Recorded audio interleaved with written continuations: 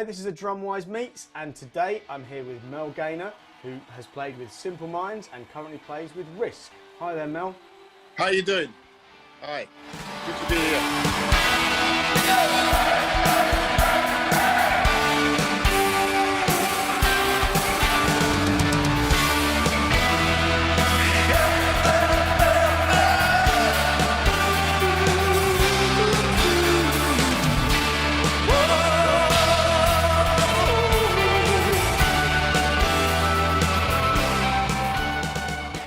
What's your equipment setup? Okay, my equipment set. I'm currently with Natal, and it's a walnut kit, which is 24-inch bass drum, 10, 12, 13-inch mounted toms, 14, 16 floor toms, and a 20-inch gong, and a 14 by 6. Let me see, copper shell snare drum, which is my main snare drum, and a 13 by 7 aluminium snare drum, all with Natal extra heavy hardware. My current cymbals, I'm using a mixture between Tea and a new cymbal company called Vulcan. I've got two 19-inch crashes with the Vulcan setup, and a 22-inch ride, and a 22-inch swish. And with the Pisces, I've got two 19-inch crashes, one 18-inch crash, 22-inch heavy ride, two 20-inch Rude Boy Chinas. Sticks-wise, I'm using a new company which is just come out called DrumWise, and I've got signature sticks with those, which are around about the 5B level. So that's my current setup. Obviously, not obviously, but for many generations, and I've been using Remo heads, so I use Remo heads exclusively. Good stuff. Yeah. So just tell us a bit about you and your background. So what age did you start drumming? What was your first drum kit? And when you started playing, what music inspired you? Whew, that's huge questions. I started playing at the age of 6 on my mum's sofa with 2 knitting needles, and progressed from there into a drum kit at the age of 12. And I got my first kind of semi-pro drum kit at the age of 14, which was a Olympic kit. And then from then I progressed up to a Slingerland kit at the age of about 16. And that year I actually turned professional on leaving school. So I was a professional drummer from the age of 16 with a white Slingerland kit.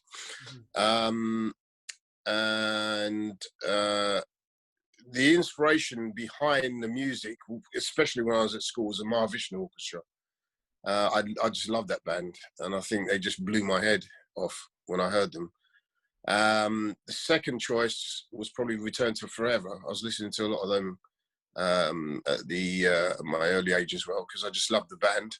Also Weather Report, Miles Davis, a lot along the jazz tip, but then I started to get into funk after listening to bands like Tower of Power, Parliament, and then I progressed from there into real heavy funk, Sly and the Family Stone, you name it, funk-wise, I'd listen to it, and I was heavily influenced by it. Yeah, that's kind of about where I was, and then it progressed after that into rock. People like John Bonham kind of crossed me over into rock, and I started to play heavier after that. Cool. Yeah. I feel this is quite a hard question, but I don't want to give you an easy time here. So, if you had to pick just one, could you pick your all-time favorite drummer? That's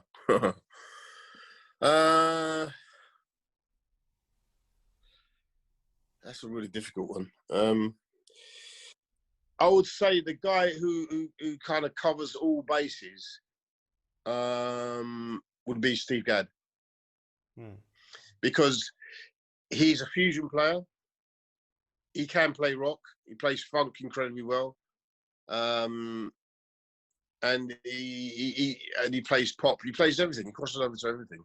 And he was a major influence on my playing at an early age. I'd say it'd be Steve Gadd, yeah. I'd struggle to pick just one, so you know it's. Well, what's your one then? Oh, you're the first person to ask me. Well, I don't know. I don't know if I could actually pick one. Ah, see, I, you have to pick one. You have to pick one. um, I don't know. Probably the biggest influence, yeah, of John Bonham, someone like that. Really? Probably. And Okay. my what I do now, it's a touring trip. Well, I say now, obviously not now. A touring tribute theatre thing. So it's Led Zeppelin and Deep Purple. So I have to play like Ian Paice and John Bonham. Well, I say play like them. Try very hard. So yeah, you know, he's a big inspiration. So, but then I was inspired by other people when I was 15, like much more. Yeah. You know, I think it's like we grow a lot, don't we, as we Yeah, we do. I mean, it's funny enough. You're talking about John Bonham. 2 years ago, I played at the LA Bonzo Bash. Oh, cool. Yeah. And I had to play Kashmir for that event, and it was kind of weird because I didn't realize how obviously he's an intense player, but he had a lot of technique as well. Within his heaviness, you know, because he was quite a hard hitter, but he had a lot of. I mean, his footwork was incredible. His bass drum work was incredibly fast for a single pedal player. But no, he had quite a commanding technique, and I was quite surprised at that. Yeah, absolutely. And then when you delve, for me, when I then delved into Ian Paice, I mean, they're very different drummers, but his technique is just. Oh, it's frightening. Yeah, he's a frightening drummer. I mean, even back in the day, I mean, you know, things like what was it? Speed Machine, was it? King. Speed King.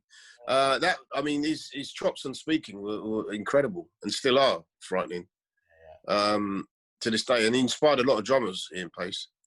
Absolutely. Hell of a lot of drummers. He inspired a lot, and he's still playing very well as well. Yeah. I mean, because he's not exactly a spring chicken now, is he? No, but yeah, and if he watches this, Ian, I want to do one of these. Yeah, come on, Ian, get on board. So another hard one here. What's been the highlight of your career so far? Highlights. I would say it has to be Live Aid, because playing Live Aid was just so awesome. You know, we came out of doing an album called Once Upon a Time, and we spent, I think it was about 3 or 4 months, you know, pretty much like in lockdown, in a place called Woodstock, and we recorded there, you know, day in, day out. And that the Live Aid was our first gig after 4 months in the studio, and it was just like, wow, this is incredible, you know. And going into play that huge stadium in Philadelphia was just mind blowing. So that was probably the more memorable of the highlights of my career, apart from playing, you know, for Nelson Mandela on before his release and after his release.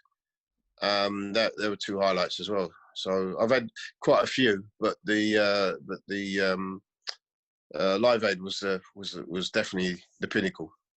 I think that's a pretty good highlight. Yeah. Kind of going from an educational point of view now. So when you first gig with a new artist, how do you learn the songs? So do you just listen to the material? Do you transcribe it? Or are you given a ton of drum music and they go, here you go, here's the entire show written out in drum music? So well, what I tend to do a lot of the time is to just listen to the songs, because I kind of transcript the songs in my head through the lyrics, because I'm a singer as well, and the melodies. So if you're going into more of a progressive section, let's say, you kind of up your game to that, to that part of the song. So I listen to the song in sections, pick out the sections what need to be kind of learnt or the way how can I describe it? I'll pick out the tricky bits first, pretty much in the song. So if the song's got any time changes, then I'll pick those out. Or any lengths of unusual patterns, then I pick those out.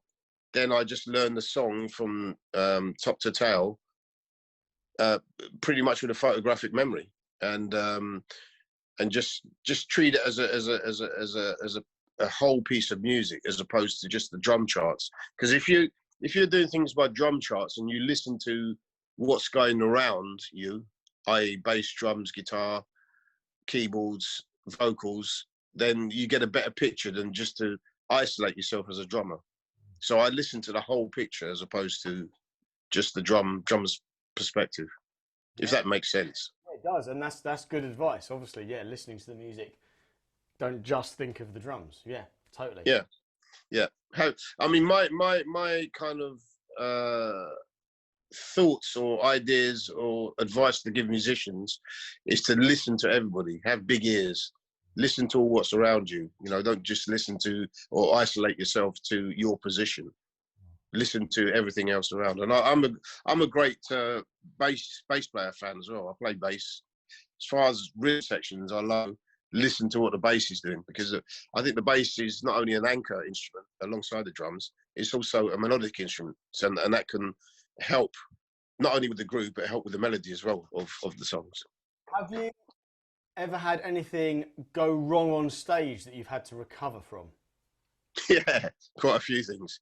My drum seat breaking mid-performance, and as you can imagine, that was quite unexpected. And my roadie wasn't about so quick. He was off doing other things for some other reason. So it took him the time to get me another seat. So that was a bit embarrassing. Also, I guess the early days of machines and loops, playing from machines, wasn't very good. So there's been a couple of hiccups there, you know, with machines not coming in on time and stopping halfway through and whatever else. So yeah, I've had a couple of embarrassing moments. So just going on to the thing that is kind of inevitable, I needed to talk to you about this. So the Christmas 2019 Argos advert. Oh yeah. So obviously Don't You Forget About Me was featured in that advert, and it really focused on the young drummer. I mean, what an amazing drummer, by the way. I've seen her on social media. How do you feel knowing that your work is still inspiring young drummers, you know, through, I mean, that advert must have sold so many drum kits, and, you know, obviously to the soundtrack of your playing. So how does that feel to kind of still be inspiring people with that song? Well, I mean, it's great. It's a great feeling. You know, I was kind of surprised that it was so drum heavy. But it was a great feeling. You know, I felt very proud that you know it was my drum track that was being used. Yeah, I mean, I was proud about it. I was kind of surprised to see how long it had run as well, because it ran quite. I think it ran for about 2 months, didn't it? I think over the Christmas. And you know, I got a lot of feedback from that as well. You know, a lot of well wishers saying, you know, this is your drum track. Have you seen it on TV? And I heard it on TV. And I felt very proud of that, and I still am proud of that. It's a great drum track, and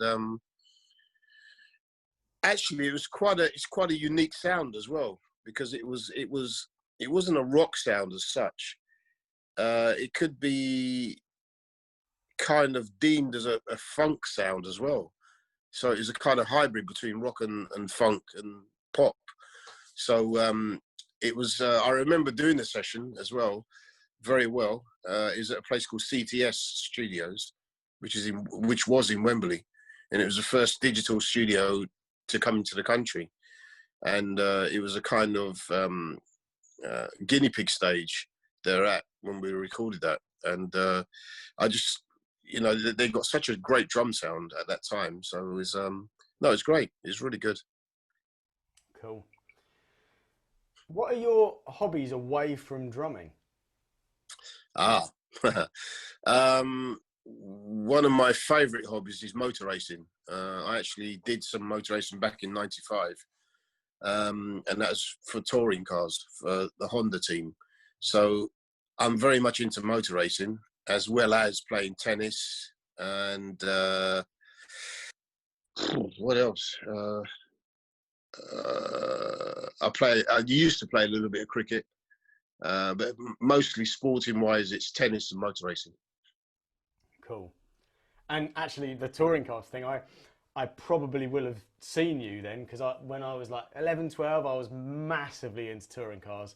I'm All right. just down the road from Brands Hatch, so I used to go to Brands Yeah. all the time. I mean, I'm still into motor racing, but yeah, touring cars for me is just, yeah, it's just. I mean, it's a real thrill to get into that, you know, and be able to do that. I was very honoured to do that.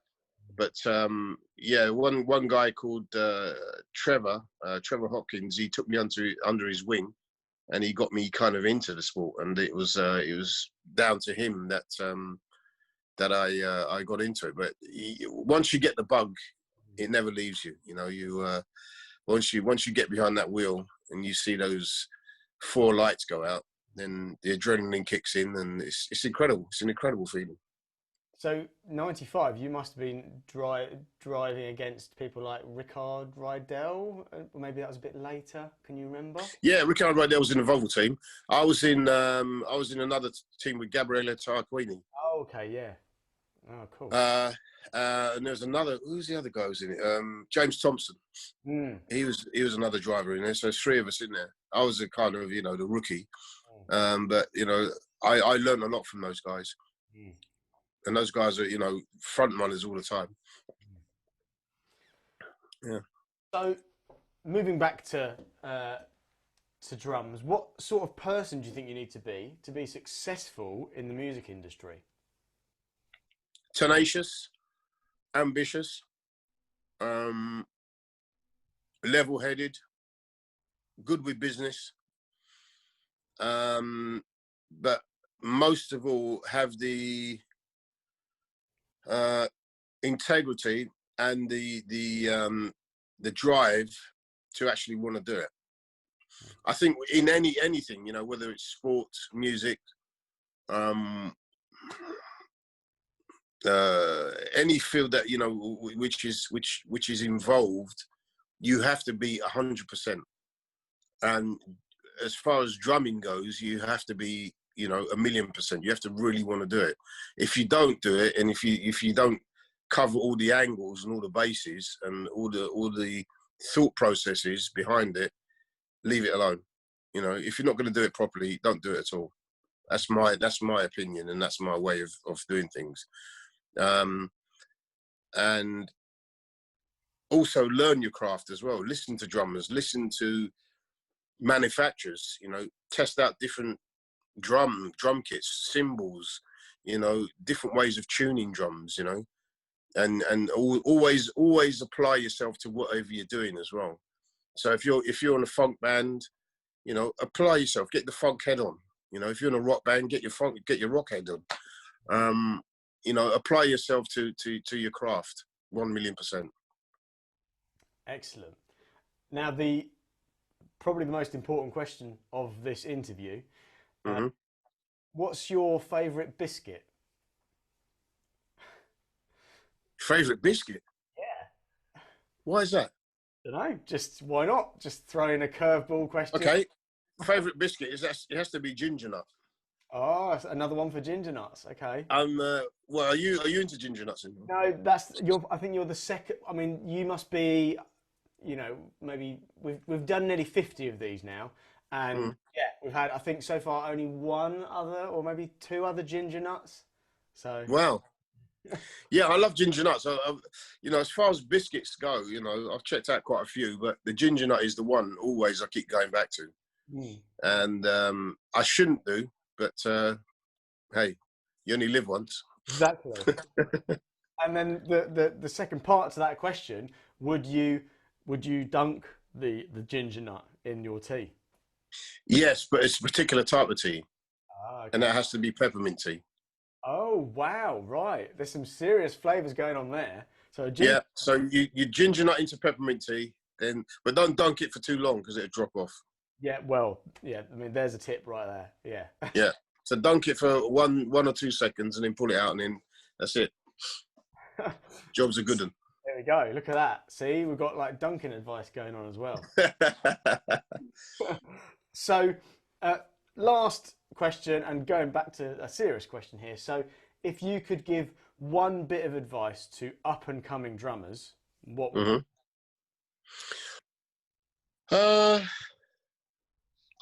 like I said before, just listen to other musicians, you know, and apply yourself for the job in hand, you know. And obviously the most important is to practice, you know, practice your instrument. But, you know, after the practice, after the technique, apply yourself. There's many drummers I know or had known that only played one particular type of music. That doesn't work these days. You have to apply yourself to different genres of music, different types of music, and try not to overplay as well. Because I know a lot of drummers like to show off and overplay, and, you know, they've got their chops and everything. But what's going to be paying your bills, paying your mortgage when you eventually get one, is laying it down, lay down the groove. In fact, there's one other drummer who had an incredible technique, but he'd never used it on any of his performances, Jeff Porcaro. Because Jeff Porcaro was a technically proficient musician, but he just laid down the groove all the time. All of his playing was just groove orientated. And that's what people are looking for. That's what your employers are looking for, the groove, you know, your pocket. They're not looking for exceptional chops, because that doesn't pay bills. Quite. I think a lot of people are missing that these days. It's all about what it looks like, and, you know. Yeah, absolutely. So, Mel, thank you so much for spending your time with us here at DrumWise. You're welcome. You're welcome. Absolute pleasure talking to you. Fantastic. And you take care, and everybody stay safe and healthy.